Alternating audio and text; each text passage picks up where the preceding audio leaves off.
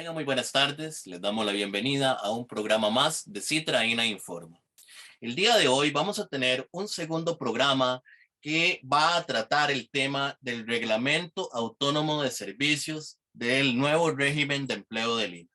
El primero fue una introducción con don Ricardo Jara, secretario general de Citraína, y el día de hoy vamos a compartir con don Ricardo y con la abogada de Citraína, Melissa Segura Navarro, quien nos va a hacer una exposición técnica y más detallada sobre las implicaciones y la estructura de este reglamento. Antes de darle la contextualización general previa a las palabras de las dos personas que van a intervenir el día de hoy, quisiera darles el espacio para que saludaran a nuestra audiencia.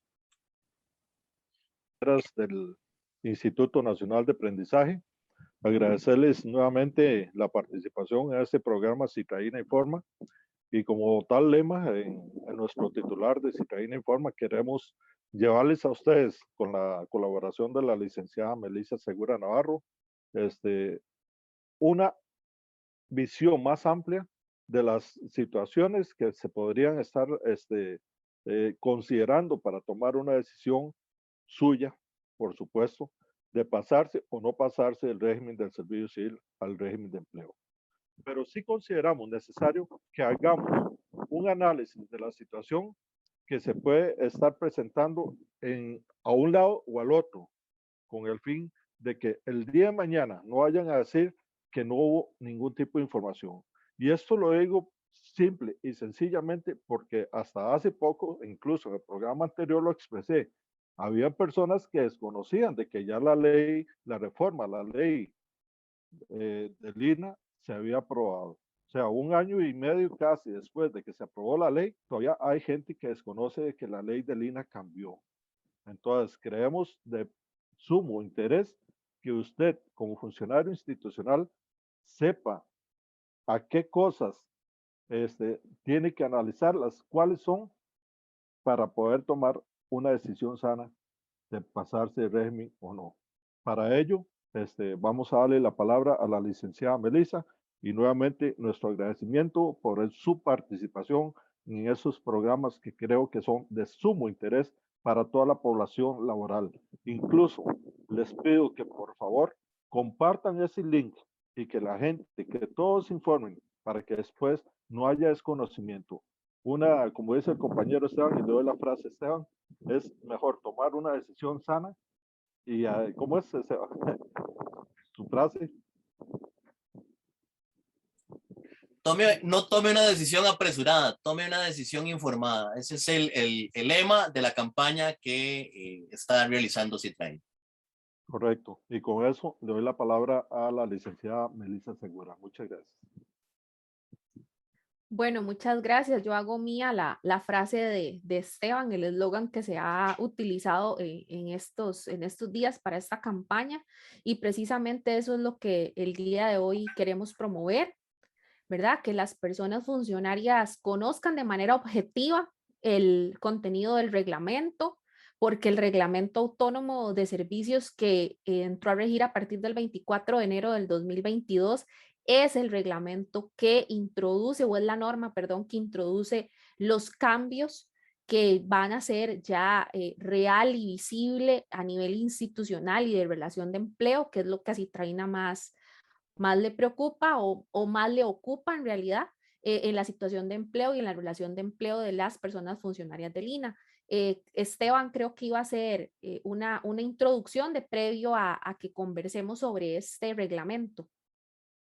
Gracias, Melissa. Bueno, es importante contextualizar, ¿verdad? Porque cuando no tomamos en cuenta la historia, hay un principio que dice que estamos condenados y condenadas a repetir los mismos errores. Entonces, siempre hay que tomar en cuenta la historia, y es importante darnos cuenta que lo que estamos viviendo hoy nace en 2019, cuando se genera el Foro 4.0.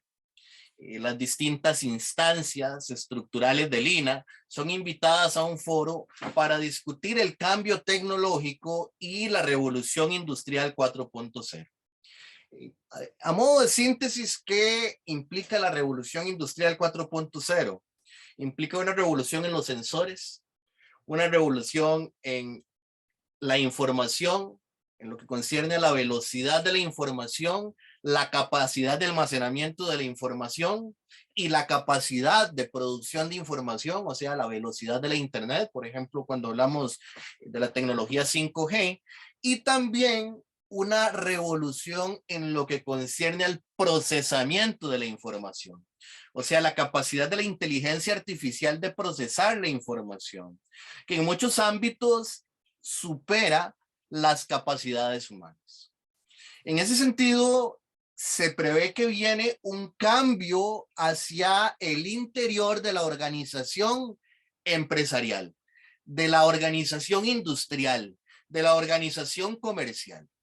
Pero entonces, cuando se plantea este foro para afrontar esta temática, el entonces presidente ejecutivo del INA, Andrés Valenciano Yamuni, toma este foro como una premisa o para decir que de este foro surge el proyecto 21738, un proyecto para modificar la ley 6868 o la ley orgánica del INA. En teoría, para fortalecer el INA en función de afrontar este cambio tecnológico de la revolución 4.0. ¿Qué hemos dicho en entregas anteriores?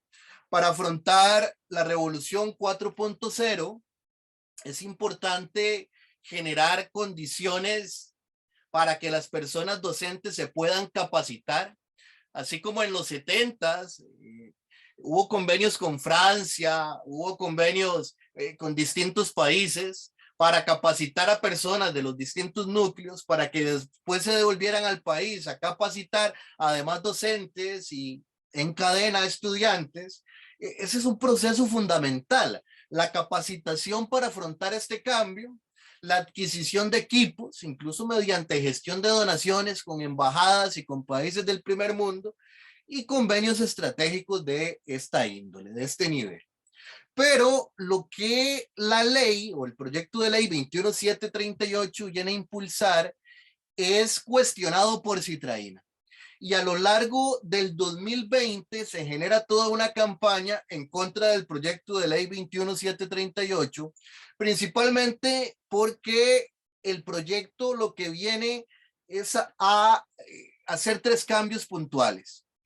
Uno es en relación con la contratación y la compra de bienes y servicios, porque la compra y la contratación de bienes y servicios sin límite de suma puede realizarse por los mecanismos de licitación abreviada.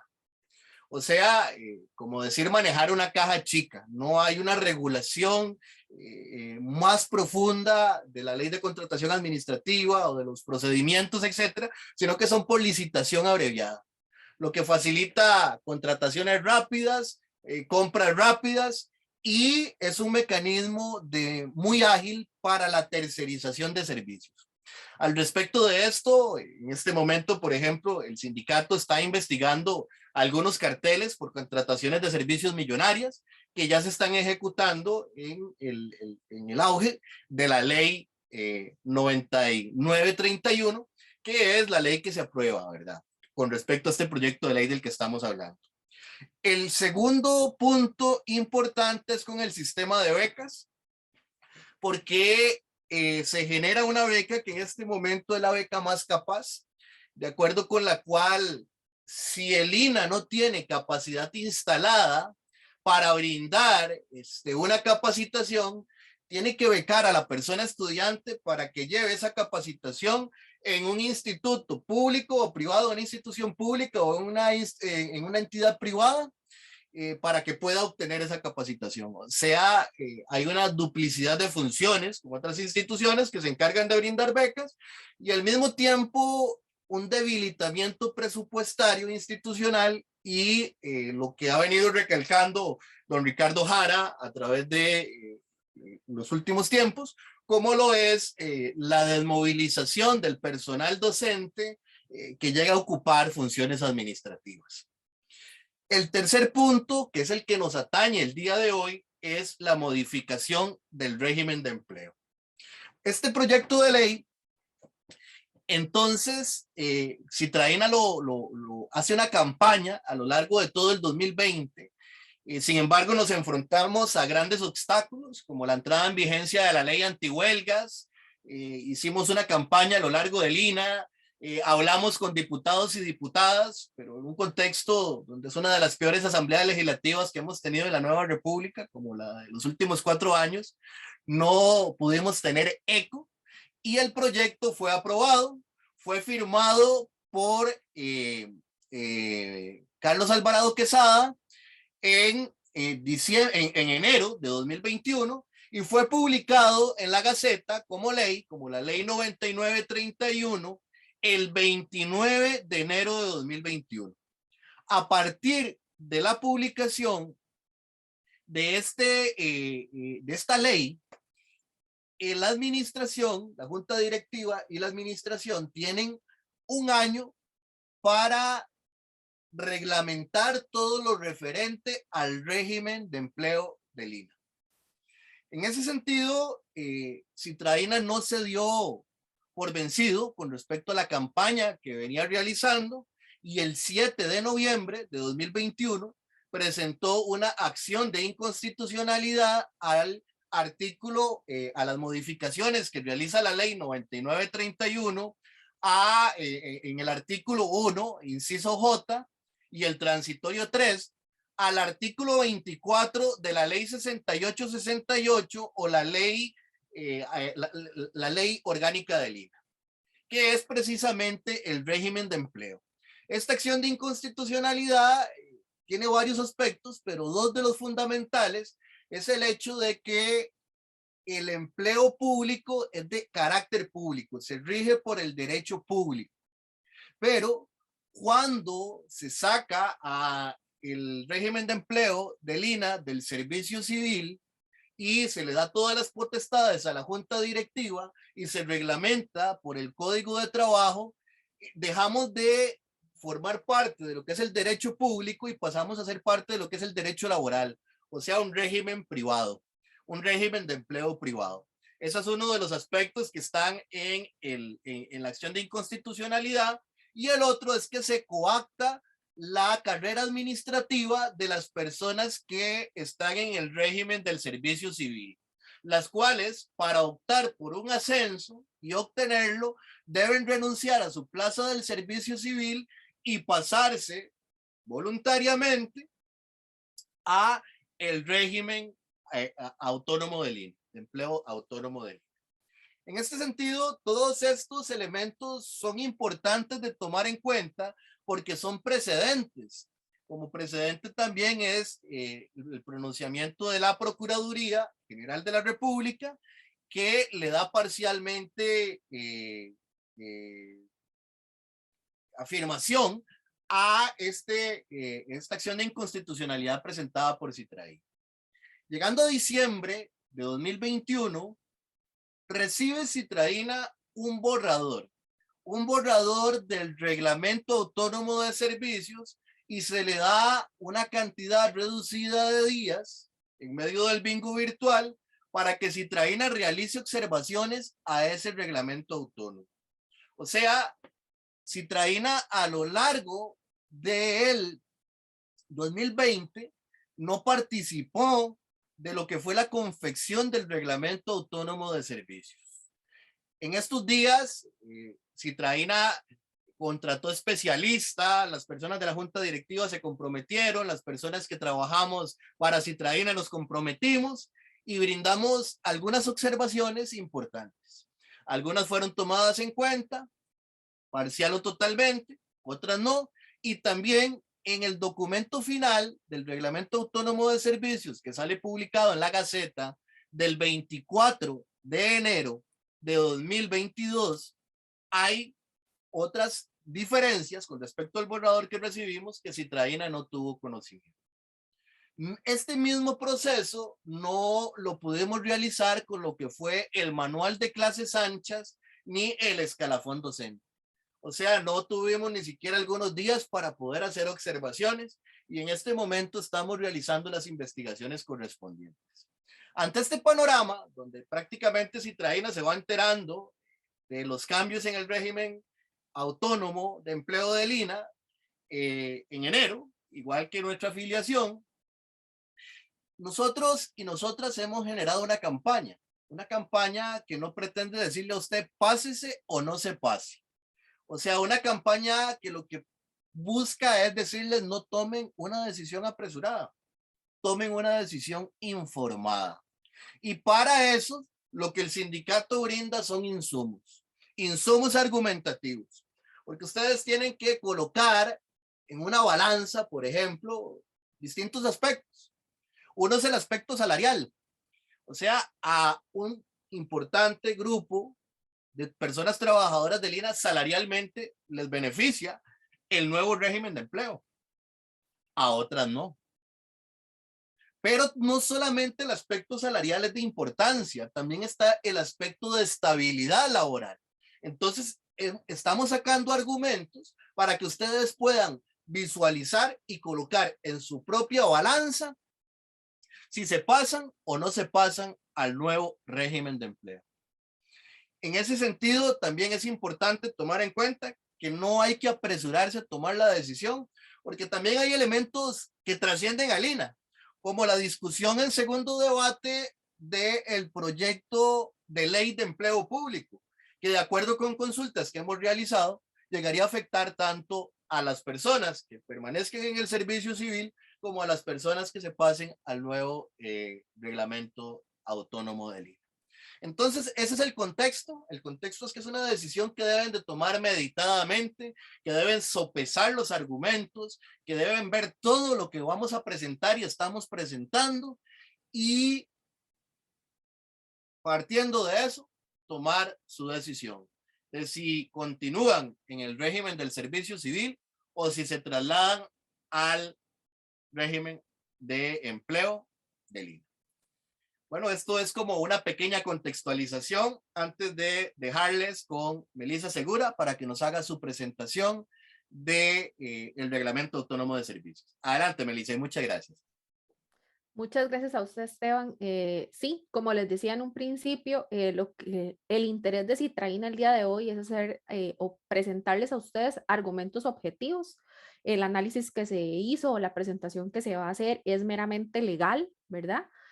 Con los aspectos legales que este manual tiene y las condiciones actuales que que van a tener, perdón, las personas que decidan trasladarse al régimen autónomo del INA. Ya inclusive a la fecha hay muchas plazas del INA que se encuentran en el régimen autónomo y les vamos a explicar el porqué, el origen de todo esto y demás. Para eso yo he preparado una presentación para que vayamos teniendo una guía al respecto.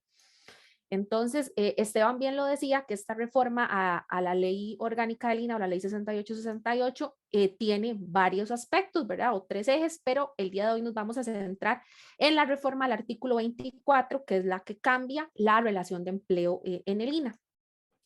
Y previo a iniciar la presentación, yo sí quisiera decirles que voy a utilizar pues la menor cantidad de terminología técnica que pueda, ¿verdad? Vamos a intentar hacer una presentación pues lo más clara posible y una presentación lo más cercana para todos ustedes, ¿verdad? Para que cualquier persona en cualquier momento que quiera sentarse a escuchar esta presentación no tenga ningún problema con los términos que utilicemos. Por eso inclusive tal vez me voy a dar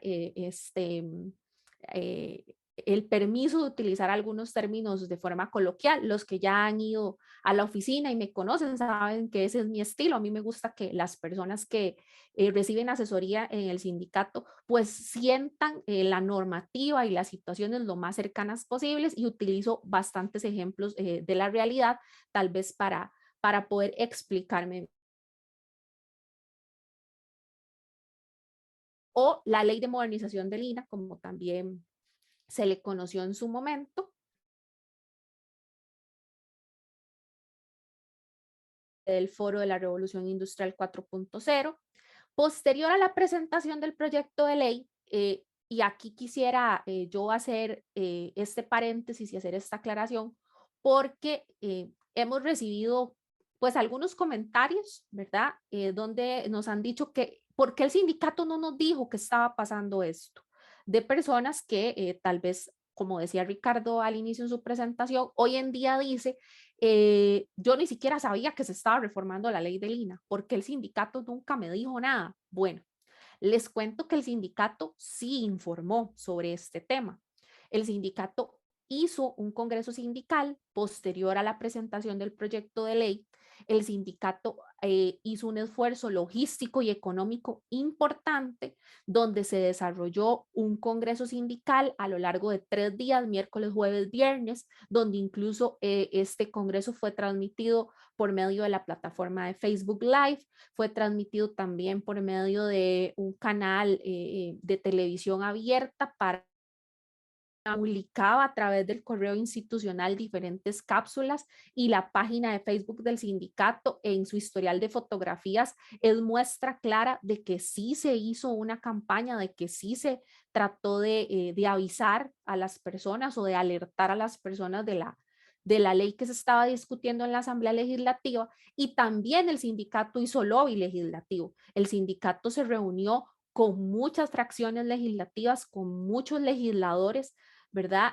Incluso las personas que se reunieron en ese momento dicen haberse sentido en algún momento engañadas por diputados que dijeron, no, yo nunca voy a votar eso, y al final sí lo votaron, ¿verdad? Pero el sindicato incluso para la preparación de este documento, viendo el historial, incluso el sindicato publica en Facebook y en el correo institucional y en diferentes plataformas una nota, una imagen donde dice, compañeros, estamos a 48 horas de que esto se vote en la Asamblea Legislativa.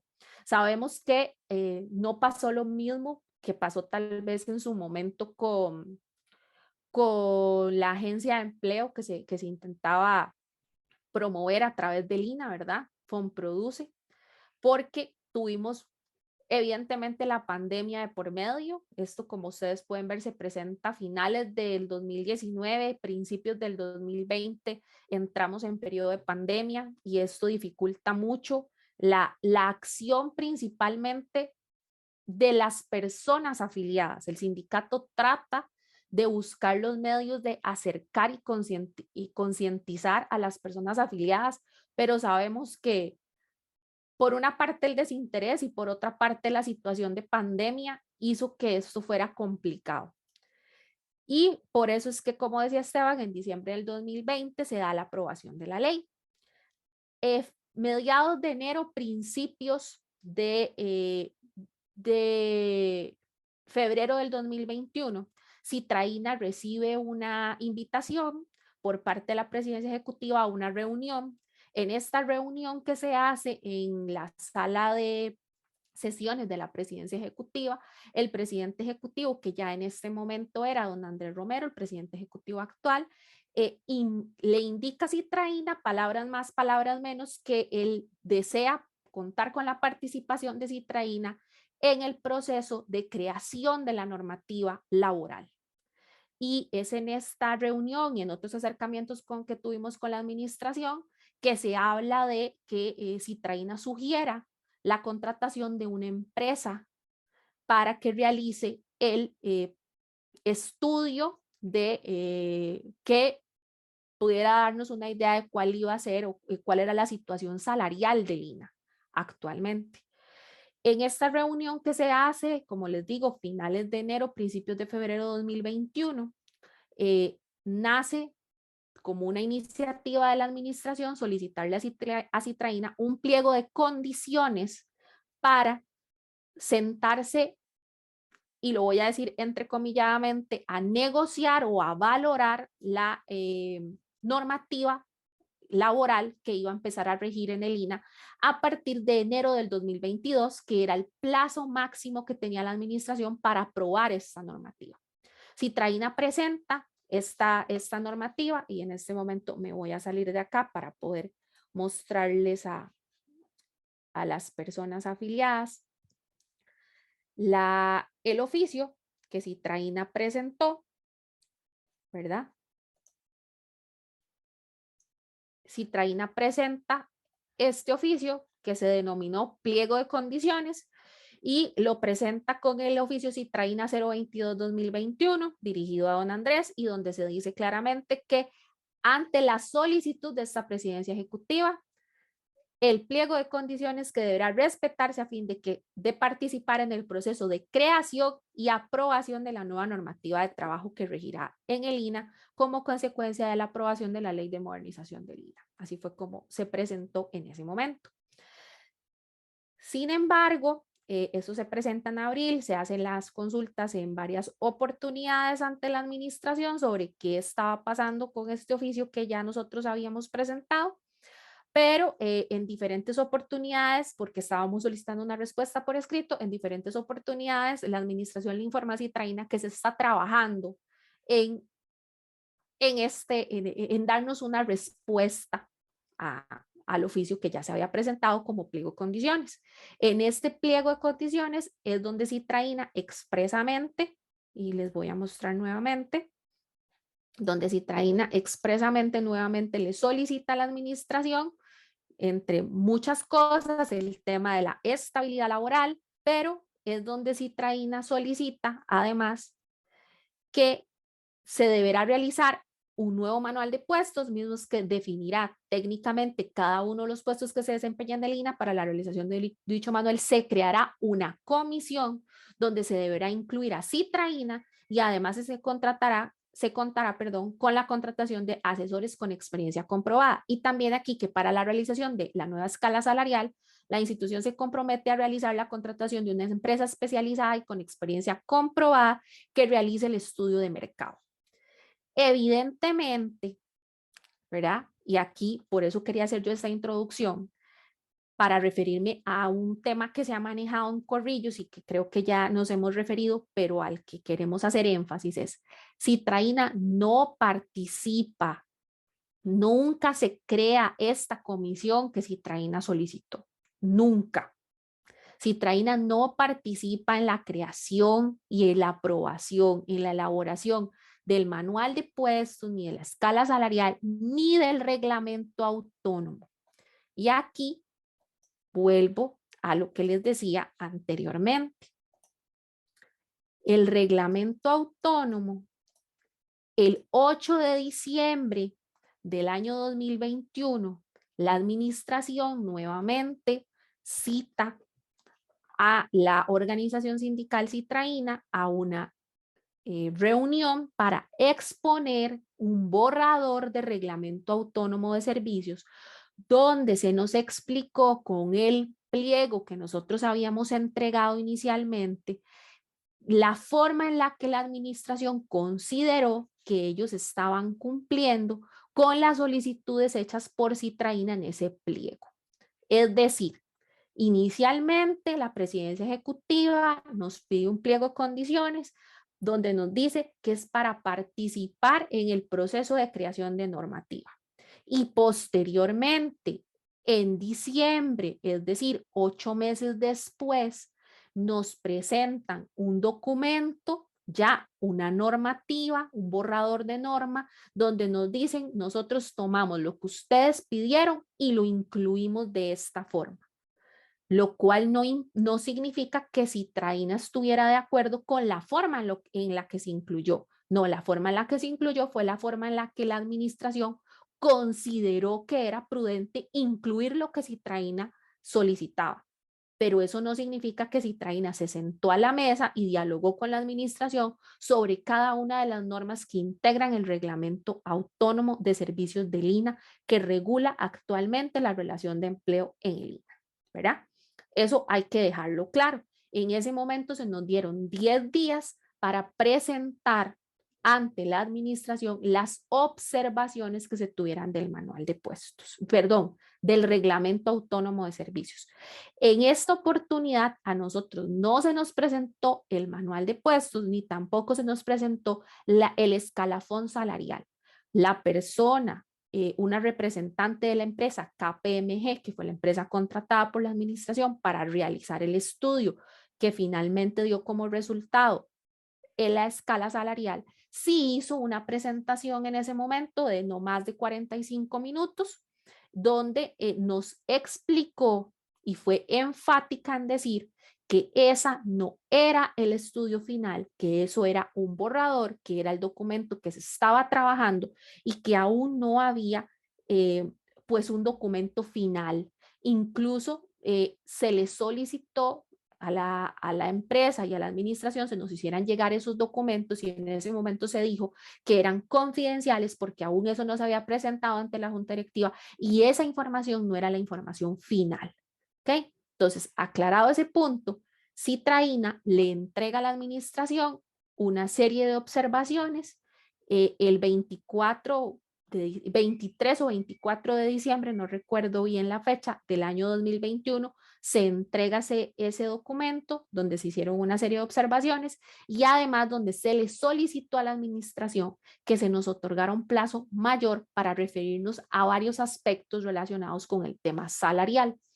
Sin embargo, a la fecha, ese documento no recibió una respuesta oficial, ¿verdad? Sí sabemos por reuniones que tuvimos con el asesor Alexander Astorga, la forma en la que se incluyeron, una reunión que tuve yo con él previo a la presentación del documento de observaciones y una reunión posterior que tuvimos también participó mi persona, pero una reunión que promovió el representante sindical ante la Junta Directiva del INA, que es don Tyron Esna, que representa al sector sindical. Él promovió una reunión entre Citraína, donde participó Ricardo Jara como secretario general y participé yo como asesora legal, junto con Alexander Astorga, para que nuevamente se nos explicara la forma en la que la administración había incluido dentro del reglamento las observaciones hechas por Citraína. Y la publicación, ya esto fue hace unos días atrás, en la semana pasada, que fue la publicación del procedimiento de traslado, ¿verdad? Que es básicamente lo que nos interesa a continuación. Yo sé que sobre este tema existen muchas dudas y hay mucha incertidumbre y hay mucha expectativa. Yo aquí quiero aclararles que Citraína, no solamente lo que decían Esteban y Ricardo al inicio, que Citraína no le está diciendo a ninguna persona, bueno, sí, pásese o no se traslade o mejor quédese como está o no. Eso es una decisión que deben de tomar cada una de las personas funcionarias del INA de forma pues informada, es lo principal, ¿verdad? Pero además, nosotros consideramos importante que las personas que vayan a tomar la decisión de permanecer o de trasladarse sepan cuál fue el papel que jugó el sindicato durante este proceso, ¿verdad? Es muy importante para nosotros. Entonces, hoy vamos a abordar sobre el Reglamento Autónomo de Servicios 4 aspectos importantes. El contrato de trabajo, ¿verdad? Que son las condiciones generales que permanecen según el Reglamento Autónomo. ¿Y por qué lo denominamos contrato de trabajo? Bueno, ya lo vamos a ver. La segunda sería los procesos de nombramiento. Esto lo vamos a ver rápidamente. Después también la estabilidad en el empleo, que es lo que más le ha preocupado a las personas funcionarias, ¿verdad? Donde vamos a hablar sobre la creación y la eliminación de las plazas y el régimen disciplinario. Y como cuarto punto vamos a hablar sobre la acción de inconstitucionalidad que presentó Citraína, el proceso y sus alcances, que ya Esteban les introdujo cuáles fueron los argumentos para la presentación de esta acción de inconstitucionalidad que tuvo Citraína. Pues bueno, empecemos. Lo primero es, ¿por qué contrato de trabajo? Bueno, si bien es cierto, todas las personas e inclusive para solicitar el tema del traslado, ustedes deberían de firmar una adenda a su contrato de trabajo. Debemos recordar que principalmente cuando hablamos del sector público, el contrato de trabajo de toda persona trabajadora en el sector público no solamente es aquel que firma, sino que debe de considerarse como una parte integral de su contrato de trabajo, lo que establecen los reglamentos autónomos o los reglamentos interiores de trabajo, como también se les conoce, la normativa interna, que en el caso de ustedes también está compuesta pues con la convención colectiva, pero en este caso, hablando del reglamento autónomo de servicios del INA, es parte integral de su contrato de trabajo. ¿Y por qué? Porque en este se establecen las condiciones generales de trabajo, como lo son la jornada de trabajo. Este aspecto no es modificado por el nuevo régimen. La jornada de trabajo en el INAH continuará siendo la que ustedes han tenido hasta el día de hoy, de 40 horas de trabajo a la semana, 5 días por semana, resguardándose 2 días de descanso por semana.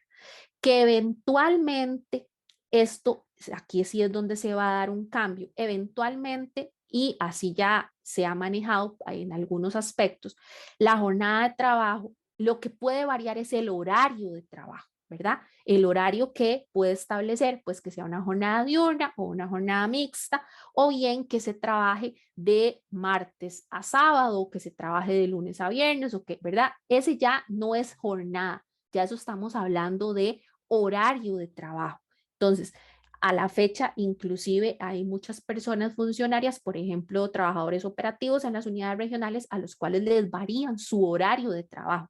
Esto no implica una variación en la jornada. Evidentemente, si ya me cambian a una jornada mixta, una jornada diurna, pero son las dos jornadas que esencialmente se manejan a nivel institucional, donde está pues garantizado que se continuará según el reglamento autónomo de servicios con las condiciones que tenía el reglamento autónomo que estuvo vigente hasta el 23 de enero de este año.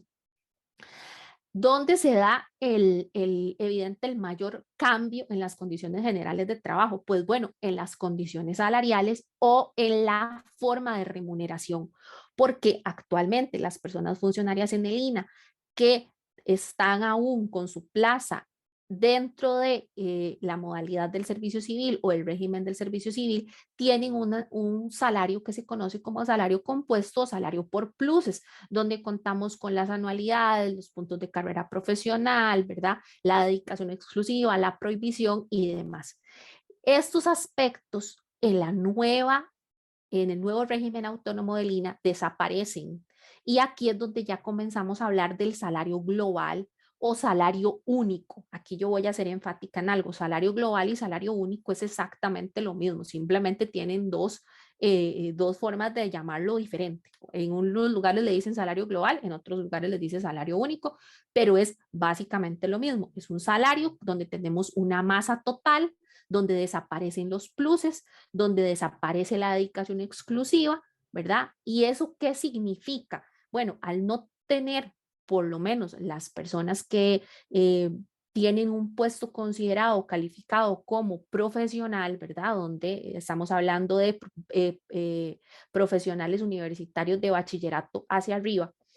Las personas funcionarias en el INAH que están con salario con pluses, pues firman un contrato de dedicación exclusiva, depende de la fecha en la que hayan ingresado a trabajar o las condiciones que tengan, un contrato, perdón, que firmaron desde su ingreso o un contrato que debe renovarse cada 2 años.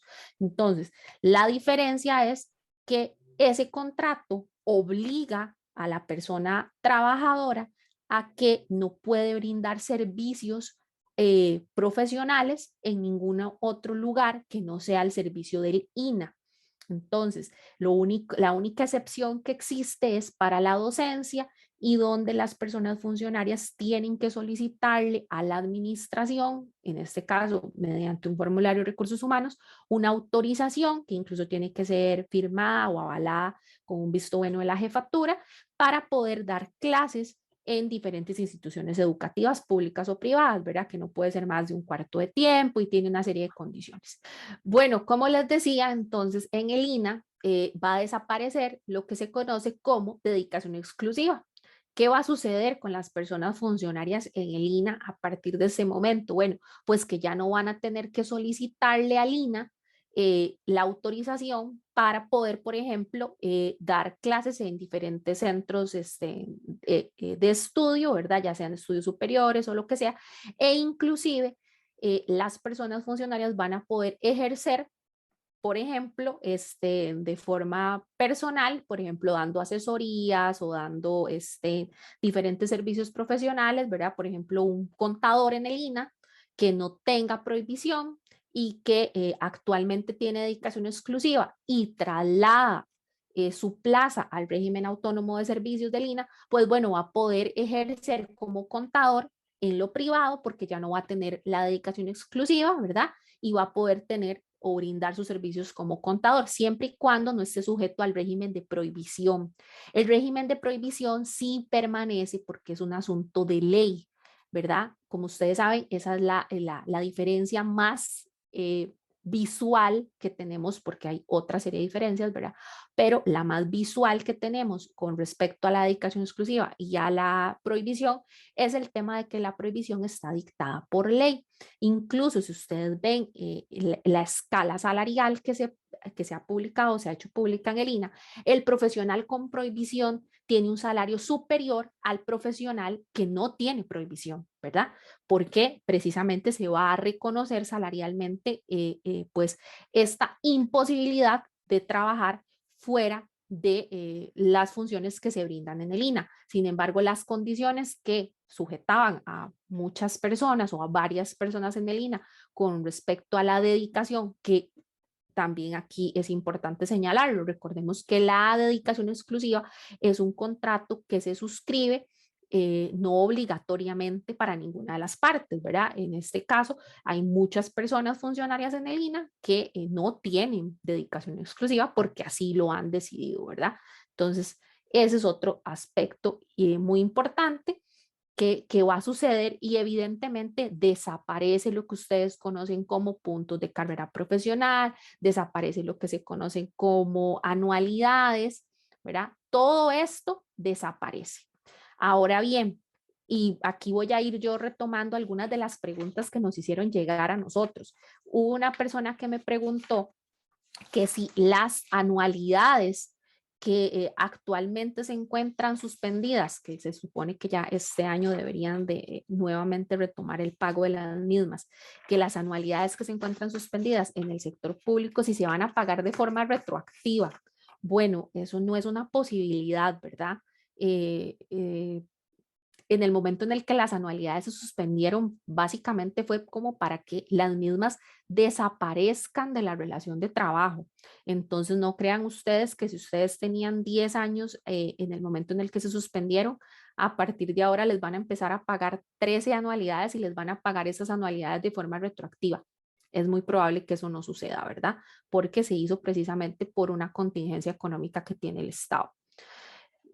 Y otra de los aspectos que ha generado mucha expectativa y sabemos que las personas funcionarias están esperando es qué pasa con las vacaciones ordinarias. Bueno, el nuevo régimen autónomo mantiene el mismo esquema de vacaciones ordinarias que ustedes han tenido hasta el día 23 de enero del 2022. O sea, no hay variación con respecto a las vacaciones ordinarias. Sin embargo, con las vacaciones colectivas sí hay una variación. Y aquí, bueno, no podemos ampliar mucho sobre el tema porque es un tema que aún no contamos con la aprobación final, pero las vacaciones colectivas sí tienen un cambio. Y este cambio en vacaciones colectivas viene especialmente determinado por un tema que se dio o una negociación que se ha venido trabajando con Citraína. Aquí voy a dejar de compartirles la presentación para mostrarles lo que dice el reglamento actual del INA con respecto al concepto de persona docente. El concepto de persona docente en el Reglamento Autónomo de Servicios fue ampliado por un concepto más técnico.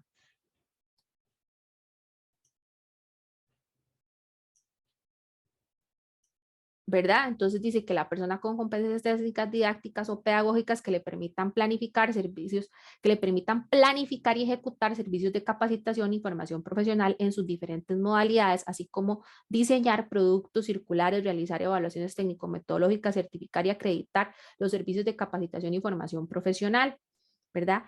Y se incluye dentro de este grupo tanto al personal profesional como técnico docente, así como cualquier otro que realice labores docentes.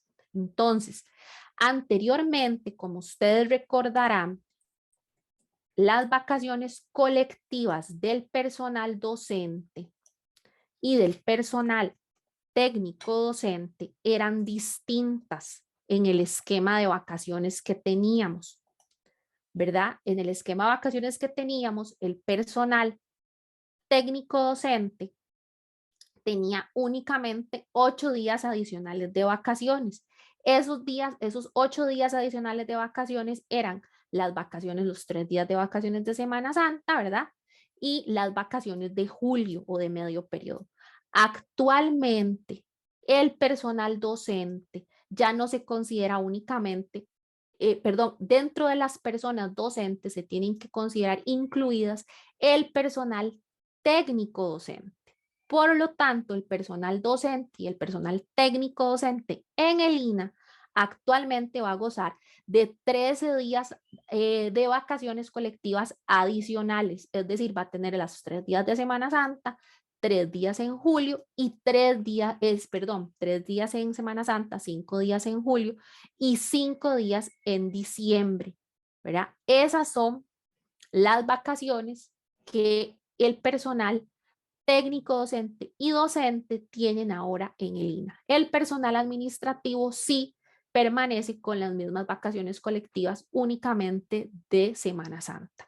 Como les digo, esto obedece a otra situación, ¿verdad? Que existe actualmente con Citraína, de la cual vamos a nosotros pues poder ampliar más adelante sobre este tema, pero este cambio remite a una negociación que actualmente Citraína tiene en desarrollo con la administración y que ya se está viendo, por suerte, reflejado en el Reglamento Autónomo de Servicios. Esto es una mejora sustancial que no solamente aplica para quienes se trasladen, no, esto aplica para todas las personas funcionarias que son docentes y técnico docentes, ¿verdad? Ahora bien, también tenemos el salario escolar. Las personas que permanezcan en el régimen de servicio civil tienen garantizado su salario escolar según el decreto ejecutivo que así lo respalda. Sin embargo, existía la preocupación de qué iba a pasar con las personas que estaban en el régimen autónomo del INAH, ya que las condiciones salariales del régimen de servicio civil ya no les iban a aplicar. Pues bueno, el tema del salario escolar también quedó respaldado en el Reglamento Autónomo de Servicios, ¿verdad? Las personas funcionarias van a gozar igualmente que las que se trasladen al régimen autónomo, van a gozar igualmente de un salario escolar. El subsidio por incapacidades que hasta la fecha tienen las personas funcionarias del INAH, ¿verdad? Van a continuar siendo el mismo. Y aquí voy a hacer una aclaración. Este tema del subsidio por incapacidad no iba a variar, o estas condiciones no me iban a variar a mí por permanecer o trasladarme del régimen. No, esas son las condiciones generales, por eso las pongo así, las condiciones generales de trabajo que tienen las personas del régimen o las personas que se trasladen, ¿verdad? Son exactamente las mismas. Las licencias, referidas tanto a las licencias con goce de salario o sin goce de salario, tampoco tuvieron un cambio, siguen siendo las mismas que anteriormente estaban reguladas en el artículo 37 del Reglamento Autónomo de Servicios, ahora están reguladas únicamente en otra nomenclatura, pero siguen siendo las mismas, las licencias. Y finalmente, las obligaciones generales, ¿verdad? O sea, a lo que se refiere, por ejemplo, a las conductas que generan falta, las obligaciones de marcar, la obligación de cumplimiento, todas las obligaciones generales que establece o que establecía el Reglamento Autónomo de Servicios, que estaba vigente hasta el 23 de enero del 2022, fueron trasladadas al nuevo régimen autónomo del INAH. No hubieron variaciones en cuanto a estas obligaciones generales. ¿Ok? Ahora sí, pasamos ya a donde nosotros podemos empezar a ver pues mayores cambios. Los procesos de nombramiento. Y aquí voy a ser clara en algo. Voy a tocar el tema de forma rápida. ¿Por qué? Porque para hablar de procesos de nombramiento requeriríamos un programa completo, porque hubo un cambio total en los procesos de nombramiento que se van a realizar a partir de este momento en el INAH. Entonces, ¿por qué digo que a partir de este momento en el INAH? En el INAH, a partir de la entrada en vigencia de la ley de fortalecimiento de la que hablamos inicialmente, desapareció cualquier posibilidad de promover un concurso interno o externo con las condiciones que establece la normativa del servicio civil o la normativa que establece la Dirección General de Servicio Civil con relación a los concursos, a los procesos de nombramiento en general. ¿Por qué? Pues bueno, el artículo 24, y aquí nuevamente se los voy a mostrar. El artículo 24 de esta normativa que entró a regir a partir del 24 de enero de este año, establece, ven, ese es el artículo, lo que reforma el artículo 24, aquí está, se reforma, estoy directamente en la página de la Procuraduría, y esta es la ley de reforma a la ley orgánica del INAH, donde se reforma el artículo 24 de la ley orgánica del INAH, y en el párrafo penúltimo de esta normativa indica, por su parte, las plazas bajo el régimen de la ley 1581, o sea, el Estatuto de Servicio Civil del 30 de mayo de 1953, que por situaciones de jubilación, cese definitivo o ascenso de las personas que las ocupan, que queden vacantes puras, deberán ser trasladadas a las nuevas condiciones según lo dispuesto en este numeral. Es decir, todas las plazas que hasta el día 23 de enero del año 2022 eran vacantes puras en el INAH, pasaron de forma automática al nuevo régimen autónomo del INAH. ¿Ok? Y este mismo texto que les leí, este párrafo chiquitito, lo que significa es que cada vez que en el INAH se cree que quede una vacante pura de una plaza, esa plaza automáticamente va a pasar a ser una plaza del nuevo régimen autónomo del INAH. ¿Ok? ¿Y cuáles son las vacantes puras? Estarán diciendo ustedes, ¿de qué me está hablando esta mujer a mí? Bueno, una vacante pura es una vacante que, voy a sonar como muy redundante, pero es una vacante que no tiene propietario. Es decir, la plaza de mi compañero que se pensionó en diciembre y que nombraron a la compañera que era asistente administrativa como interina en esa plaza profesional, esa plaza es una vacante pura. Porque si bien es cierto, tiene a una persona que la está ocupando interinamente, no tiene a ningún propietario. La plaza de aquella señora que echaron en el INAH, que la despidieron, que se fue, que renunció y que tiene nombrado a un compañero que vino de afuera y lo nombraron interino, esa plaza es una vacante pura. ¿Ok? ¿Qué pasa con esas vacantes puras? Bueno, pasaron ya automáticamente a ser plazas del nuevo régimen autónomo del INAH. Pero ¿qué pasa conmigo interino que estoy en esa plaza? ¿Qué va a pasar conmigo? Bueno, el reglamento autónomo de servicios del INAH, precisamente previendo esa situación, estableció lo siguiente. Una persona que está ocupando una plaza vacante pura de forma interina, ¿verdad? Porque hay personas que están interinos porque al compañero que es propietario de esa plaza lo ascendieron en propiedad, lo ascendieron interinamente a ocupar otra plaza. Esa plaza no es una vacante pura, ¿verdad? Es una plaza que tiene un propietario que yo ocupo interinamente, ¿verdad? Pero yo estoy claro que esa plaza, el dueño de esa plaza es María, no es Ana. Ana está interina en esa plaza. Pero vamos a poner el caso de que Ana esté en una plaza que es una vacante pura, pero ella está interina. Ok. Ana, en este caso, va a tener, al igual que todas las personas funcionarias del INAH, dos opciones. Ella va a poder permanecer en el régimen autónomo permanecer en el régimen del servicio civil o trasladarse al régimen autónomo del INAH. Pero ¿cuál es la diferencia de Ana, que es una interina que ocupa una vacante pura, con relación a todas las demás personas que sí son propietarias de las plazas?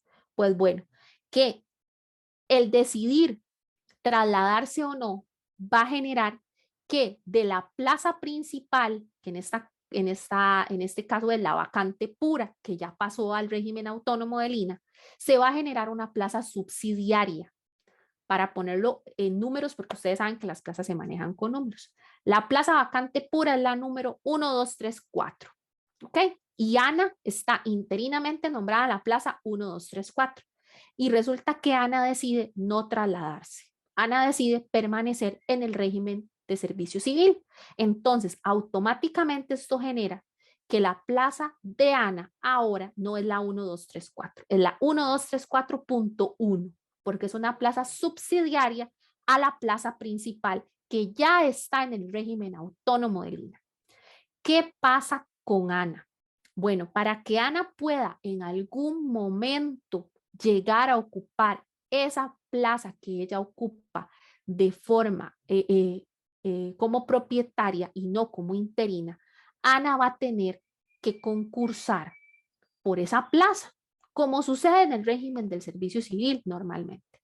¿Con cuál diferencia?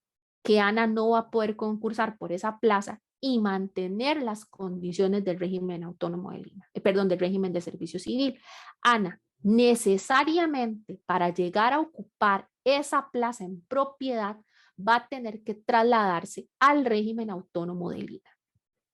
Misma situación le va a suceder a cualquier persona que a partir del 24 de enero del 2022 desee participar en un concurso interno en el INAH, ya sea para ocupar una plaza en propiedad, porque no tiene propiedad, o para ocupar una plaza superior a la que tiene actualmente, o cualquier tipo de cambio que quiera hacer en su plaza. Si la plaza es una vacante pura, la plaza automáticamente va a pasar al nuevo régimen autónomo de Lina. Y evidentemente también ese traslado se va a dar por un traslado voluntario, que es el proceso en el que nos encontramos en este momento, que recordemos que es un proceso voluntario que va a tardar 18 meses y por haber iniciado en marzo, va a iniciar a partir de los primeros 5 días de marzo, según establece el procedimiento que ha dictado la Unidad de Recursos Humanos, pues bueno, ese plazo va a vencer, en septiembre del 2023. Es decir, las personas van a tener oportunidad de decidir si hacen su traslado o no todavía en septiembre del 2023. Ahora bien, la promoción de los concursos en el INAH. Como yo les decía, actualmente las personas que permanezcan dentro del régimen autónomo de servicios del INAH, perdón, que permanezcan dentro del régimen de servicio civil, tienen las condiciones que dicta o las normas que dicta la Dirección General de Servicio Civil. Sin embargo, en el INAH ya no van a haber promoción de concursos con esa normativa. Toda la normativa que va a regir a partir del 24 de enero del 2022 es la normativa interna, la normativa que ha establecido el Reglamento Autónomo de Servicios, donde tiene un capítulo completo dedicado a el tema de el nombramiento del personal o la promoción de los concursos o los procesos de nombramientos y ascensos y demás. Esto para poder entrar a fondo a analizar cuál va a ser ahora el procedimiento, pues tendremos eventualmente que hacer otro programa para no sobrecargar este. Pues bueno, esa normativa, por ejemplo, para darles una idea, incluye ahora la plataforma ANE, que anteriormente creo que ningún funcionario la tenía. Todo el proceso va a ser dirigido, realizado, supervisado y promovido únicamente por la Unidad de Recursos Humanos, ¿verdad? Anteriormente recordemos que si bien es cierto, la Unidad de Recursos Humanos promovía el concurso, lo administraba y demás, tenían una normativa que venía de la Dirección General de Servicio Civil y tenían una supervisión por parte del Servicio Civil en la realización de esos concursos para, por ejemplo, determinar predictores, para la comisión de nombramientos y demás. Existía la supervisión y el acompañamiento del servicio civil. Ahora eso va a desaparecer y únicamente va a ser interno. Todo va a ser en la unidad de recursos humanos.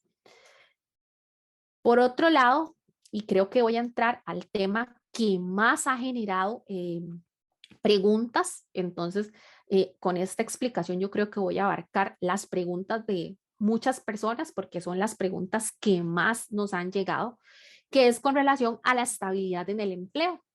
Con relación a la estabilidad en el empleo, vamos a conversar sobre dos aspectos, ¿verdad? Como yo les decía inicialmente. Y el primero de estos es, pues, la creación y la eliminación de las plazas. Hay mucha expectativa, muchas dudas y además mucha especulación, también mucha confusión sobre el tema de creación y eliminación de plazas en el INA. Lo primero que es importante resaltar, y aquí no podemos dejarlo de lado, es el tema de la estabilidad en el empleo. Recordemos que los artículos 193 y 194 de la Constitución Política le garantizan a toda persona funcionaria pública la estabilidad en el empleo. Estos artículos refieren, ¿verdad? O tienen su origen en aquel famoso fenómeno que se daba anteriormente en las instituciones públicas, que decían que cada maestrillo con su librillo. Entonces, cada vez que había cambio de gobierno, pues ya todo el mundo sabía, cuando reinaba en este país el bipartidismo, ya todo el mundo sabía quiénes iban para afuera en las instituciones públicas, ¿verdad?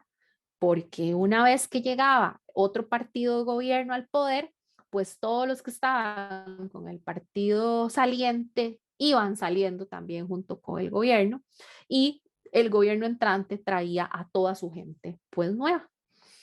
La protección constitucional precisamente lo que intentaba garantizar era esa estabilidad de que eso no pudiera pasar. Todos sabemos que hay puestos a nivel político con los que sí pasan y ustedes en el INA lo ven cada 4 años, como llega a un despacho y se va otro, ¿verdad? Llegan compañeros y se van compañeros y demás asesores y todo este tema de las autoridades superiores. Sin embargo, las personas que permanecen en el INA, ¿verdad? Para contextualizarlo en la realidad de ustedes, pues están cubiertos con el principio constitucional o la protección constitucional, mejor dicho.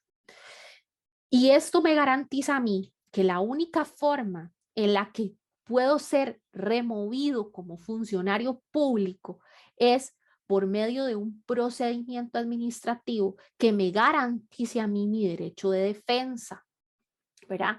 Por eso es que actualmente todas las personas que pertenecen al régimen de servicio civil, su plaza solo puede ser eliminada si se da un despido o si viene una reestructuración. Incluso para que lo entendamos mejor y a modo de ejemplo, mucho se habla de la congelación de plazas en el sector público, ¿verdad? Muchos hemos escuchado este término, es que congelaron las plazas en el sector público. Pues bueno, esta congelación de plazas en el sector público se refiere a un decreto ejecutivo del año 2018, donde el Poder Ejecutivo, en este caso la Administración Alvarado Quesada, determinó que toda persona o toda plaza de aquella persona que se jubile o sea despedida no va a ser repuesta para la administración, ¿verdad? Entonces, más bien que se va, pues no se suprime la plaza, pero la plaza queda ahí vacante, ¿verdad? Y hay muchas instituciones, inclusive en el INA pasa, que pueden haber plazas vacantes dentro de la administración, ¿verdad? O dentro de las unidades, dentro de los centros de trabajo, pero pasan meses de que no se puede nombrar a nadie en esa plaza, precisamente porque por un tema de protección constitucional, la única forma en la que la administración encontró la manera de suprimir las plazas fue congelándolas, o sea, decir, no nombren a nadie más, porque si yo tengo una plaza donde yo tengo una persona nombrada, ya sea interinamente o en propiedad, porque los interinos también gozan de una estabilidad laboral impropia, ¿verdad? que significa que solamente pueden ser removidos de su puesto si se hace un concurso para nombrar a la persona que va a ocupar esa plaza en propiedad, ¿verdad? Entonces, igualmente, se les garantiza la única forma de que una plaza sea eliminada es con una reestructuración. Y la única forma en la que una persona, las únicas dos formas en las que una persona puede ser removida de su puesto es o con un despido o con una reestructuración, ¿verdad? No, evidentemente existen otras formas de terminación del contrato de trabajo como la renuncia, ¿verdad? O que ahora están en muchas otras instituciones promoviendo las movilidades laborales y ese tipo de formas de terminación del contrato de trabajo. Pero las formas comunes de terminación del contrato de trabajo o las que más se ven en el sector público son el despido o el despido por reestructuración.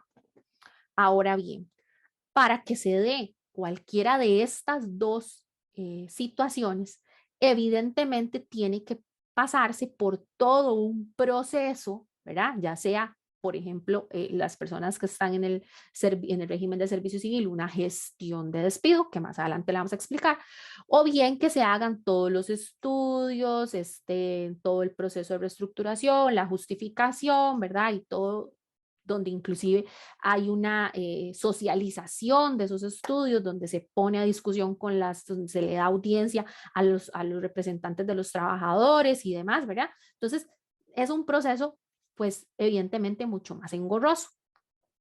A partir de la aprobación de la ley de fortalecimiento que viene a reformar la ley 6868, la creación, remoción o eliminación de plazas se le trasladó como una facultad de la Junta Directiva del INA. ¿Ok? Eso significa, y yo les decía al principio que a mí me gustan mucho los ejemplos, pues bueno, eso significa que el INA ahora, y de hecho ya está sucediendo de esa manera, para la creación de plazas, anteriormente el INA requería, por ejemplo, la autorización de la autoridad presupuestaria. Ahora no, ¿verdad? Ni para la creación necesito que nadie me autorice si yo tengo plata o no tengo plata para crear una plaza. Ya no necesito eso. Simplemente tomo un acuerdo de junta directiva que probablemente va a estar respaldada por un estudio o un diagnóstico y digo, voy a crear estas plazas. Pero lo mismo puede suceder para la eliminación de las plazas.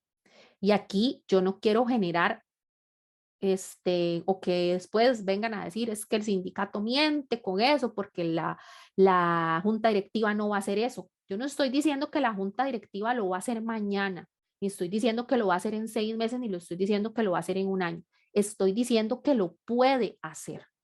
Jurídicamente están facultados para hacerlo. Por eso les decía, esto es un análisis objetivo de la normativa, ¿ok? Y lo que dice el artículo 24 de la ley orgánica del INA, y se los voy a mostrar para que no quede duda de que eso es así, ¿verdad? Nuevamente, lo que dice este artículo 24 es que para efectos de creación, y los voy a ir subrayando para que lo vayan leyendo, creación, supresión y modificación de plazas, nombramiento y desvinculación de personal, así como todo lo referente a la definición de temas salariales aplicables a la institución, se excluye al INA del sometimiento a las directrices, los lineamientos de la autoridad presupuestaria, no sé qué, salvo lo concerniente a la aprobación de presupuestos, ¿verdad? Quedarán excluidos del régimen del servicio civil. Y aquí en el siguiente párrafo dice, corresponderá a la junta directiva definir el escalafón, la estructura salarial y los criterios de materia de remuneración que aplicará el régimen de salarios, ¿verdad? Del INA. Entonces, y continúa diciendo que en materia de contratación y remuneración, el INA podrá aplicar en sus relaciones de empleo todas las figuras contractuales y modalidades de pago disponibles en el derecho laboral común. Es derecho, es decir, derecho laboral privado. Y que quedará facultado para realizar, entre otras modalidades, contrataciones por tiempo determinado, servicios especiales o por tiempo indefinido, cargos de confianza y pactar, ¿verdad?, las condiciones salariales y taca, taca. Esto, aquí dice, podrá utilizar cualquier figura contractual o modalidad que sea necesaria en aras de garantizar la continuidad de evidencia y adaptación al cambio y pertinencia a los servicios prestados en la institución, así como el cumplimiento de los fines del INAH, siempre observando las regulaciones que para cada caso establece la normativa laboral vigente y aplicable. O sea, y vuelvo a este punto, no estamos mintiéndole a nadie cuando decimos que la junta directiva del INAH va a poder crear las plazas que considere necesarias crear, ¿verdad? Pero también va a poder suprimir y va a poder eliminar las plazas que considere necesarias, ¿verdad? Entonces, ¿qué va a necesitar el INAH para poder hacer esto? Bueno, pues un estudio y un diagnóstico, ¿verdad? Donde me diga a mí que la necesidad institucional ya no está, por ejemplo, en tener docentes de, no sé, no quiero utilizar un curso para que no me, ¿verdad? O una materia que en el INAH esté actualmente para que no se preste a confusiones, pero por ejemplo me van a decir, ya no vamos a dar creación de lapiceros, ya no, en Costa Rica ya no se necesitan creadores de lapiceros. Ahora, a partir del próximo año, nosotros necesitamos, y así hay un estudio que nos lo respalda, necesitamos contratar creadores de tijeras, porque es lo nuevo y es lo que se necesita y es lo que me está pidiendo a mí el mercado. Ah, ok. ¿Y qué vamos a hacer con los creadores de lapiceros? Ah, no, los creadores de lapiceros, pues vamos a suprimir esas plazas o las vamos a trasladar para creadores de tijeras, esas plazas de creadores de lapiceros. Los docentes que daban creación de lapiceros y el personal administrativo que estaba en el núcleo de creación de lapiceros va a desaparecer y ahora ese personal o esas plazas que estaban ahí van a pasar a creación de tijeras y hay un núcleo nuevo que se va a llamar creación de tijeras y es lo que vamos a utilizar. Entonces, ¿y qué va a pasar con el personal que estaba allá? Ah, bueno, pues yo le voy a preguntar a ese personal y quiénes están capacitados para dar creación de tijeras y si alguno me sirve de allá, pues lo nombro aquí y si no, pues lo liquido y muchas gracias por su participación. Le agradecemos que haya brindado sus servicios en la institución y listo, ¿verdad? Eso es lo que jurídicamente está facultado a hacer la junta directiva del INAH.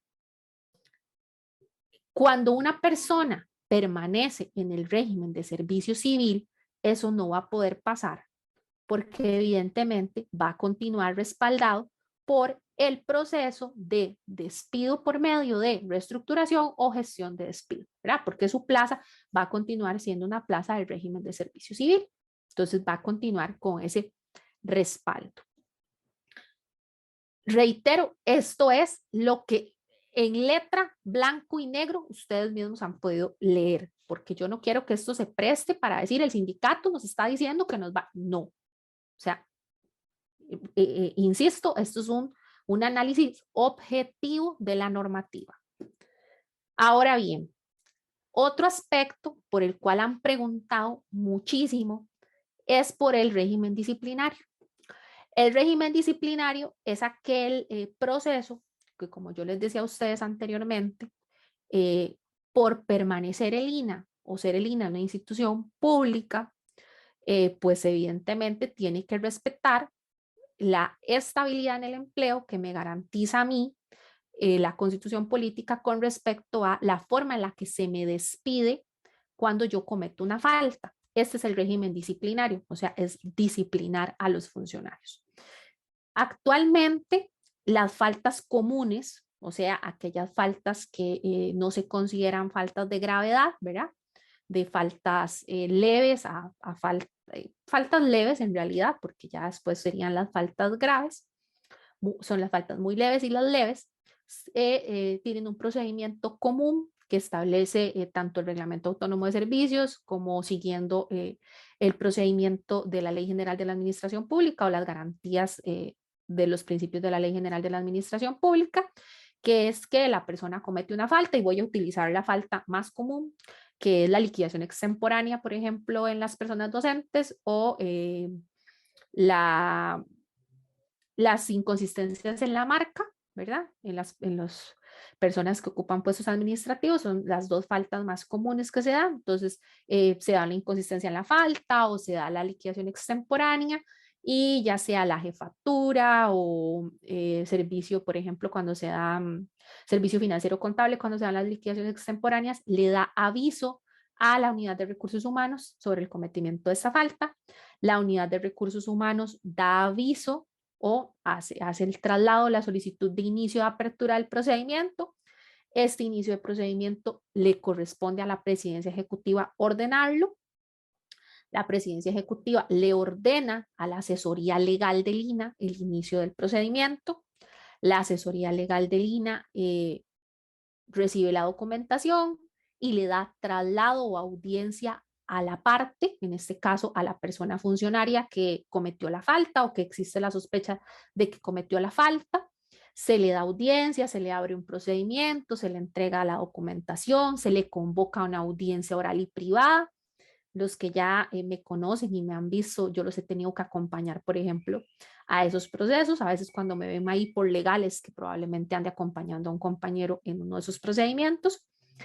Y posteriormente en la asesoría legal se genera un informe que sube a la presidencia ejecutiva para que la presidencia ejecutiva tome una decisión con respecto a si la persona trabajadora cometió o no cometió una falta. Y si la presidencia ejecutiva determina que se cometió una falta, existe acá la posibilidad de presentar una apelación, y lo voy a decir entrecomilladamente porque ese no es el nombre técnico, pero para explicarme mejor, una apelación que nuevamente es resuelta por la presidencia ejecutiva, se llama un recurso de revocatoria o de revisión, y es resuelto nuevamente por la presidencia ejecutiva, y ahí se agota la vía administrativa con respecto a las faltas comunes.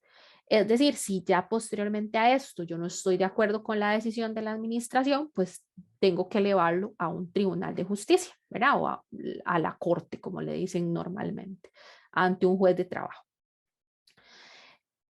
Este procedimiento es el mismo, no hay cambios ni para las personas que están dentro del régimen de servicio civil, ni para las personas del régimen autónomo del INAH, ¿verdad? Este es el procedimiento común que se sigue hasta el día de hoy y que se continuará siguiendo. ¿Cuál es donde se da la gran diferencia en estos dos, en los dos regímenes que van a convivir en el INAH? Bueno, pues en la gestión de despido.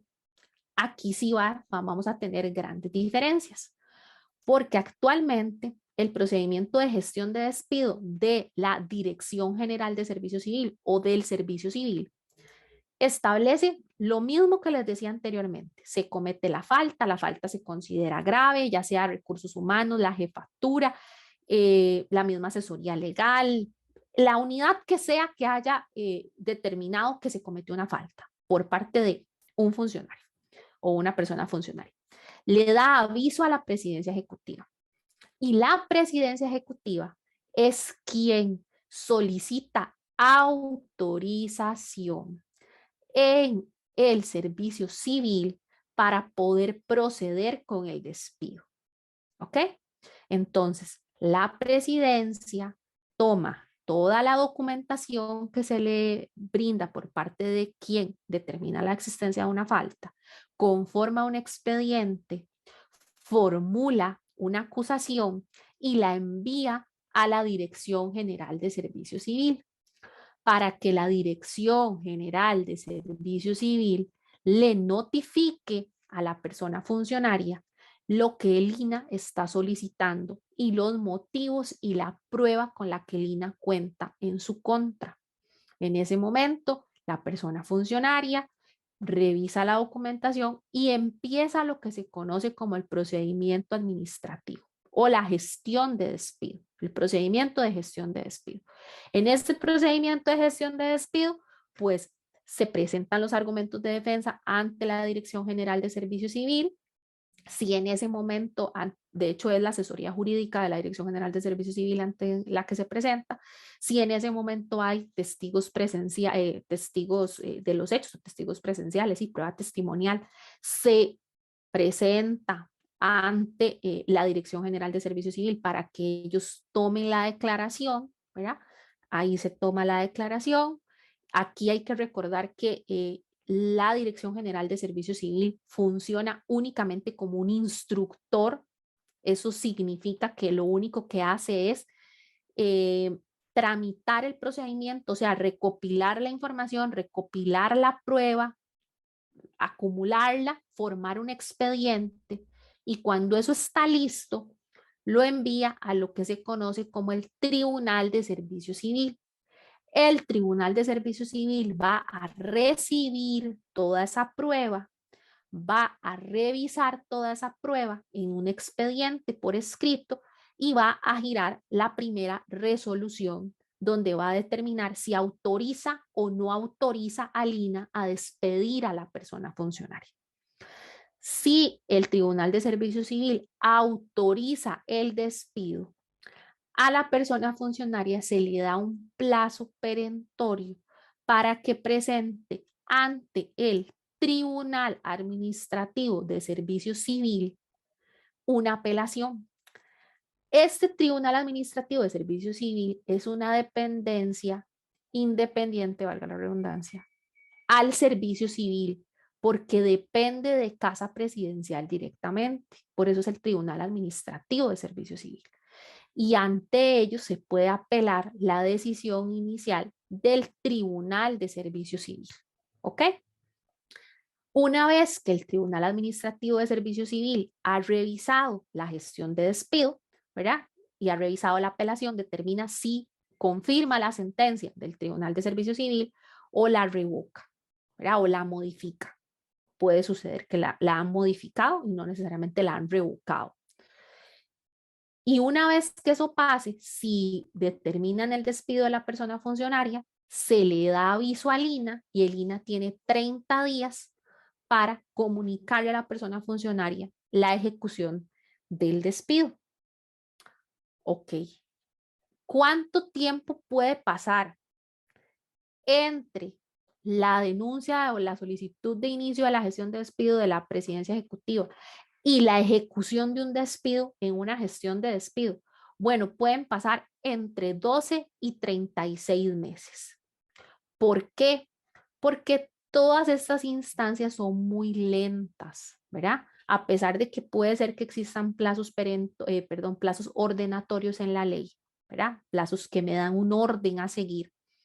A pesar de eso, la cantidad de trabajo, la cantidad de denuncias o la cantidad de gestiones de despido que atiende el Tribunal de Servicio Civil es muy grande porque son todas las instituciones que pertenecen al servicio civil, es decir, todos los ministerios, ¿verdad? Todo eso está ahí. Igual sucede con el Tribunal Administrativo de Servicio Civil, son todas las gestiones de despido del gobierno central. Entonces, ante esta situación es evidente que el proceso es un proceso lento. Por eso muchas veces cuando escuchamos de que, Julano lo tiene en una gestión de despido, sí, pero ahí está todavía, tanto tiempo después y todavía ahí está. Sí, porque eso es muy lento, ¿verdad? Entonces, este es el procedimiento de gestión de despido que van a tener las personas o que tienen las personas que pertenecen al régimen de servicio civil. En el régimen autónomo del INAH, la gestión de despido es evidentemente diferente. ¿Por qué? Porque va a tener exactamente la misma estructura que veíamos al inicio con el tema de el procedimiento de faltas comunes o el procedimiento disciplinario para las faltas comunes. Nuevamente, la jefatura, recursos humanos, ¿verdad? Quien se haya enterado de la falta y la considere una falta grave, le va a dar aviso a la presidencia ejecutiva. Nuevamente la presidencia ejecutiva le va a ordenar el inicio de la apertura a la asesoría legal. La asesoría legal va a iniciar el procedimiento, le va a dar la audiencia y todo.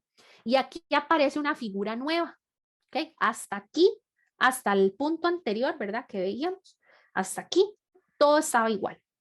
Ahora bien, va a aparecer aquí una nueva figura en el INAH, que es el Consejo Superior Disciplinario. ¿Y qué es el Consejo Superior Disciplinario? Bueno, el Consejo Superior Disciplinario va a estar integrado por la gerencia general o el gerente general o la gerenta general, que va a ser quien presida, la persona encargada de la asesoría legal y la persona encargada de la unidad de recursos humanos. Estas personas, una vez que termina la audiencia y toda la etapa probatoria en el órgano director que se configura en la asesoría legal, ¿verdad? Que así se llaman órganos directores, el órgano director le va a trasladar al Consejo Superior Disciplinario la documentación correspondiente a esta gestión de despido. Y el Consejo Superior Disciplinario le va a dar audiencia a la persona funcionaria para que de manera verbal, ya sea por medio de su representante legal o la persona funcionaria propiamente dicha, ¿verdad? Se presente ante el Consejo Superior Disciplinario y verbalmente haga las conclusiones del proceso. Esto es un tema muy técnico, ¿verdad? Es un aspecto legal técnico, pero es básicamente, ¿verdad?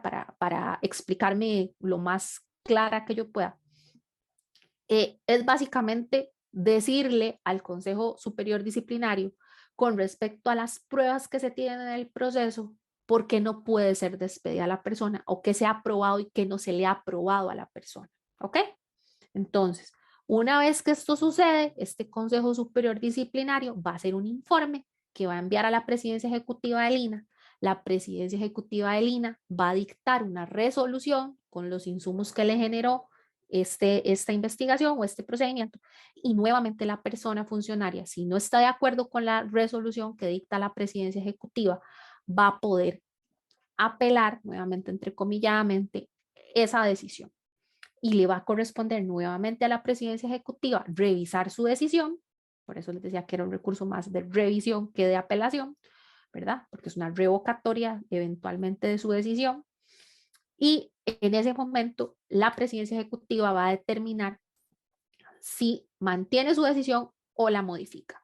Si la Presidencia Ejecutiva decide mantener la decisión de despedir a la persona o sancionar a la persona, ya eso va a agotar el procedimiento administrativo, las instancias administrativas, ¿verdad?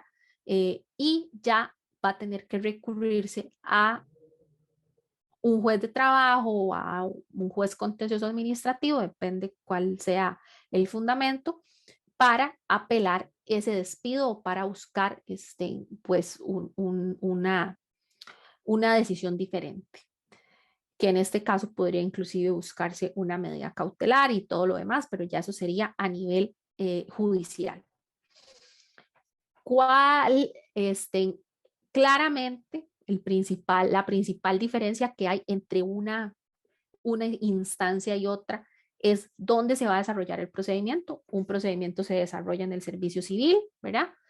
Donde no hay esta inmediación, por ejemplo, de la prueba, ya hablando de términos jurídicos y técnica legal, no hay esta inmediación de la prueba, es decir, las personas que me juzgan a mí nunca me ven, nunca saben quién soy yo, ¿verdad? No ven a mis testigos, nunca tienen contacto con mis testigos, nunca le pueden preguntar a mis testigos, todo lo que reciben para tomar la decisión son documentos, ¿ok? Y no me conocen, no saben quién soy. Esto, como se lo explicaba anteriormente a la Junta Directiva, pues me da una ventaja, ¿verdad? Que por más objetivo que sea un procedimiento, por más que se quiera mantener la objetividad de cualquier proceso legal, pues somos seres humanos y evidentemente hay niveles de subjetividad que no podemos obviar, ¿verdad? Por ejemplo, en las declaraciones de los testigos, hay un término que se utiliza a nivel legal que es la inmediación de la prueba, el principio de inmediación de la prueba, y es muy distinto ver y escuchar a un testigo declarando que leer la declaración de un testigo en un documento, ¿verdad? Es muy diferente.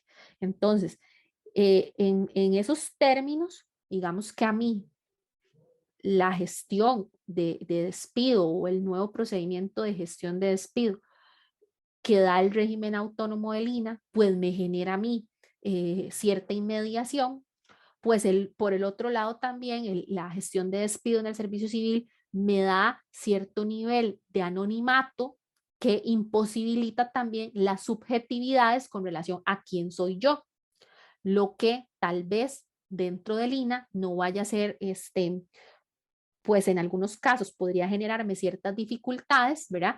Porque tal vez yo conozco a las personas que me están juzgando, o las personas que me están juzgando ya han escuchado de mí, conocen mi historial, o conocen o han escuchado de la situación que pasó y demás. Entonces, digamos que esa es una de las grandes diferencias. Y otra de las grandes diferencias que tienen ambos procedimientos es el tiempo en que estos procedimientos probablemente van a durar. La asesoría legal últimamente está trabajando pues de forma bastante rápida los procedimientos de faltas comunes y se están resolviendo en mes y medio, 2 meses máximo. Por lo tanto, no sería de extrañar que un procedimiento de gestión de despido según el nuevo régimen de Lina esté listo en un plazo menor a los 6 meses, ¿verdad? Yo no podría inclusive, yo me atrevería a decir inclusive menos de 3 meses, ¿verdad? Entonces, evidentemente ahí pues da un margen de acción mucho más corto para la persona que va a ser sometida a una gestión de despido y eventualmente pues sí, el sometimiento a este proceso puede ser muy rápido y puede dar, como les decía, muy poco margen de acción para estos hechos. Pero esos son los procedimientos o lo relacionado con el régimen disciplinario. Y por último, quiero tocar, y que ya Esteban lo hablaba anteriormente, la acción de inconstitucionalidad que plantea Citraína. Por todos es sabido que muchas instituciones públicas conviven 2 y hasta 3 regímenes salariales o contractuales distintos. Pero yo creo que ustedes han podido, en la explicación que les he dado, han podido escuchar sobre ciertas modificaciones que introduce la ley, que Citraína ha considerado que son modificaciones groseras, que son modificaciones arbitrarias y que Citraína considera que rozan o que tienen roces de constitucionalidad o con los principios constitucionales que deben regir el empleo público. Como lo decía Esteban anteriormente, a consideración de Citraína y de las personas que revisaron la ley y que don Manuel Hernández, que es el constitucionalista que está ayudando y asesorando a Citraína en este tema, porque Citraína fue muy responsable en la contratación de una persona experta en el tema. Pues considera a criterio del licenciado Manuel Hernández y de los análisis que ha hecho Citraína, pues que esta normativa extrae de la relación de empleo del INA la condición de empleo público y además de que existen roces de constitucionalidad o del principio de igualdad y no de discriminación con el promover los concursos únicamente en un régimen, ¿verdad? Cuando en todas las instituciones lo que se estila es que los 2 regímenes conviven y los concursos son promovidos en los 2 regímenes diferentes, ¿verdad? Y aquí no. Entonces, es por esa situación que se presenta y todos los motivos que Esteban hondó anteriormente con más detalle, esta acción de inconstitucionalidad. Pues bueno, también vamos a explicarles el procedimiento de trámite de la acción de inconstitucionalidad. Bueno, ya se dio la presentación, ¿verdad? El año pasado, Citraína en el documento que se hizo cumplió con todos los requisitos de ley para que se le diera curso a la acción, ¿verdad? Y una vez que se le dio curso a la acción, eso significa que ya la sala constitucional entró a conocer los argumentos de fondo que Citraína planteó y le notificó, que fue el tercer paso, tanto a la administración como a la Procuraduría General de la República, que es el abogado del Estado, porque al ser una ley, no solamente se le da aviso a Lina, sino también se le da aviso a Lina, pues obviamente como institución implicada, pero lo principal es a la Procuraduría General de la República, ¿verdad? Porque evidentemente como Procuraduría tienen, o como administración, abogado del Estado, perdón, tienen que darle la defensa correspondiente pues a una norma que la misma administración ha promovido y es por ello que se le da aviso a los 2. Aquí, bueno, ya conocemos y se ha hecho público el pronunciamiento de la PGR con relación a los argumentos de Citraína, donde es un excelente insumo para la Sala Constitucional ¿verdad? Porque nosotros consideramos que efectivamente al tener un apoyo de la Procuraduría, que básicamente dice o refuerza lo ya dicho por Citraína en la acción, pues evidentemente nos pone o nos allana el camino hacia la sala. No estamos diciendo con eso que la sala va a declarar con lugar la acción, porque inclusive la sala puede declarar parcialmente con lugar la acción, puede dimensionar la sentencia judicial de diferente forma a lo que Citraína está esperando, ¿verdad? Pero esta sentencia, que sería lo que se está esperando ahora, pues obviamente la sala va a analizar todo y va a determinar pues muchas cosas de lo que puede pasar con las personas funcionarias del INAH.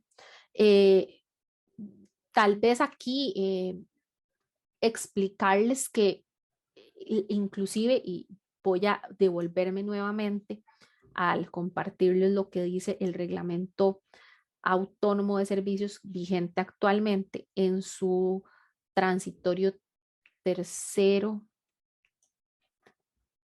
perdón, en el transitorio quinto, se los voy a compartir porque me parece importante leerlo con ustedes. En el transitorio quinto, precisamente previendo, porque cuando este reglamento entra en vigencia, ya está la acción de inconstitucionalidad presentada y ya el INAH había sido notificado de la misma, se dice que cualquier acción judicial que afecte las disposiciones contenidas en este reglamento no podrá afectar los derechos adquiridos y las situaciones jurídicas consolidadas de las personas que se trasladen del servicio civil al servicio autónomo del INAH. Por consiguiente, de darse cualquier nulidad o revocatoria de traslado por ese motivo, se entenderá como revocado cualquier acto de renuncia al régimen de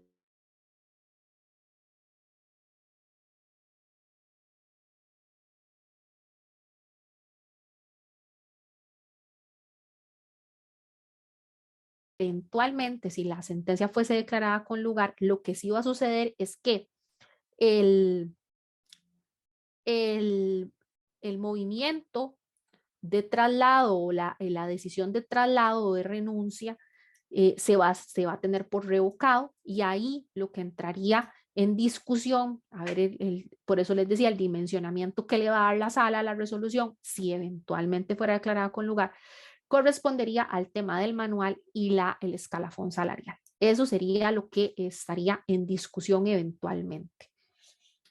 Que podría la sala dimensionarlo, que permanecen los dos regímenes, pero que no afecta, por ejemplo, que no van a ser, no se le extrae la condición de empleo público, ¿verdad? La sala puede determinar muchísimas cosas y ahí el panorama es pues bastante amplio en ese sentido, entonces sí tenemos que tenerlo pues muy claro. Y ya para ir finalizando, como conclusiones sobre este tema, yo creo que lo principal aquí es infórmese, ¿verdad? Infórmese. Recuerde que eso es una decisión personal, como decía Esteban, no tome una decisión apresurada, tome una decisión informada. Y aquí también creo que cuando hablamos de informarse, y por eso lo ponía aquí, recuerde que va a contar con 18 meses para hacerlo, ¿verdad? Con 18 meses para leer, para tomarse el tiempo usted de analizar lo que le corresponde. Anteriormente se me olvidó decirles también en este punto y es muy importante.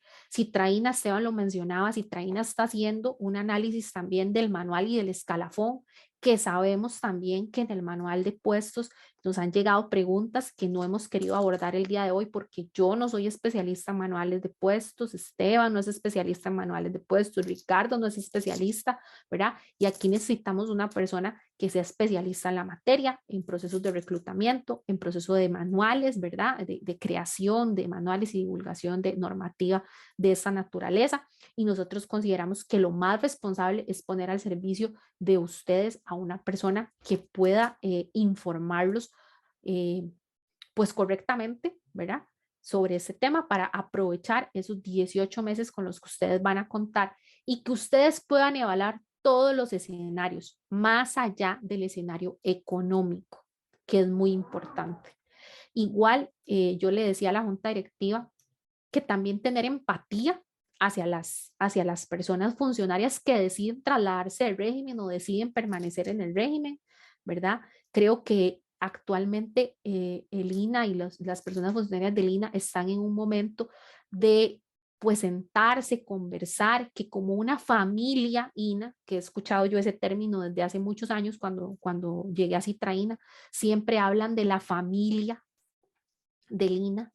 Pues bueno, así como ustedes hablan de la familia del INA, es el momento que la familia se siente a conversar, que la familia revise en qué situación está, ¿verdad? Y que seamos empáticos.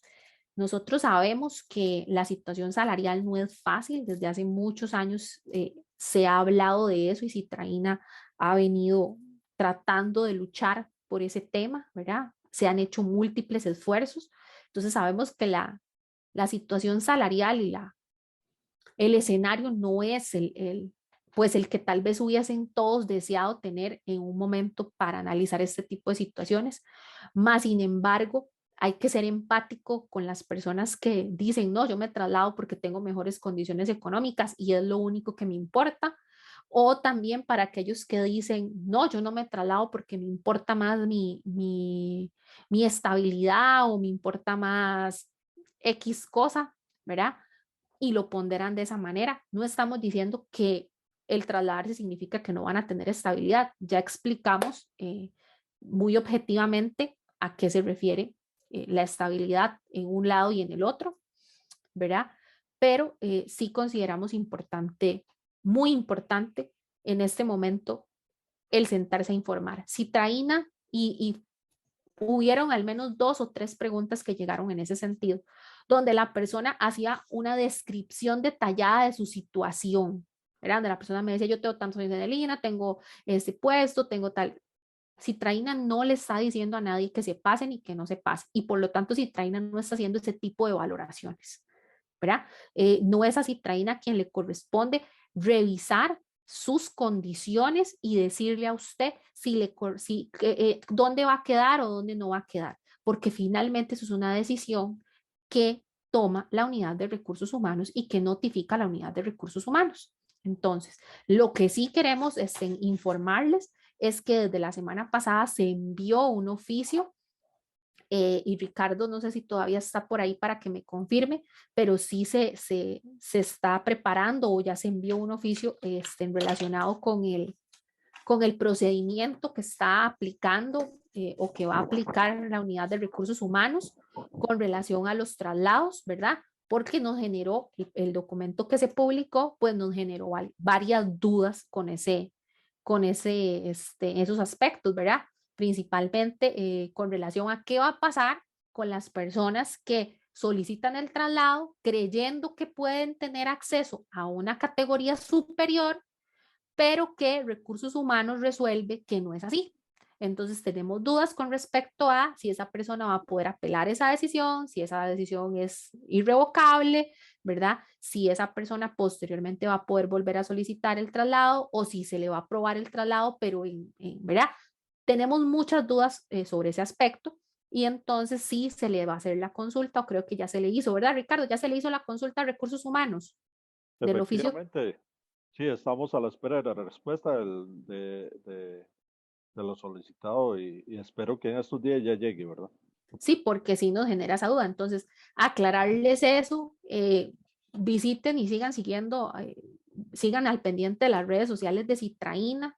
En estas redes sociales, Esteban, que es el encargado de comunicación, constantemente comparte información. Claramente, en este momento, la información que más nos están solicitando y la que más llama la atención de todas las personas funcionarias, pues es obviamente lo relacionado con el nuevo régimen, pero también se publican aspectos importantes también para el sindicato, como los convenios y todas estas otras cosas que tiene Citraína al servicio de todas las personas.